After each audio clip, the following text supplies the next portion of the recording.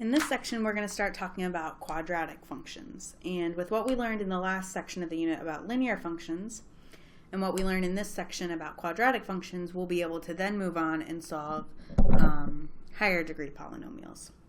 So let's talk about what quadratic functions are. So a quadratic function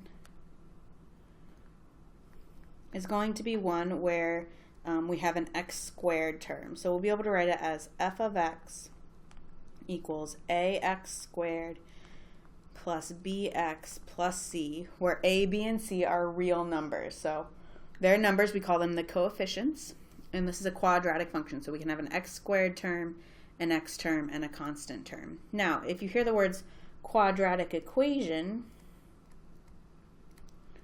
that we'll be solving.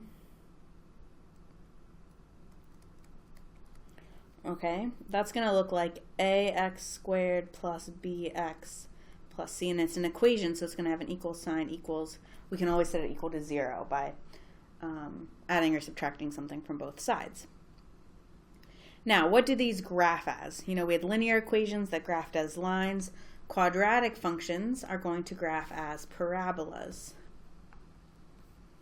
And we'll kind of have two different types, and they can be translated around like we've seen before. So parabolas look like this.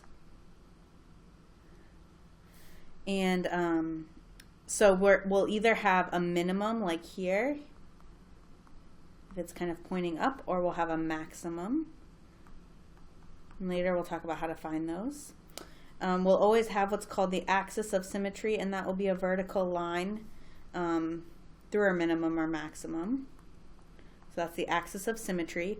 And that min or maximum, that's called the vertex.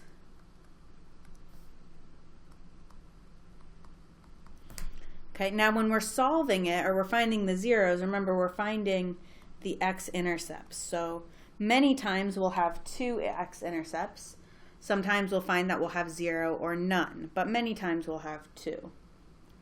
Okay, so we're now going to move on and talk about how to solve quadratic equations, or how to find the zeros of a quadratic function. But hopefully this gave you a little bit of an idea of what we're going to be looking at.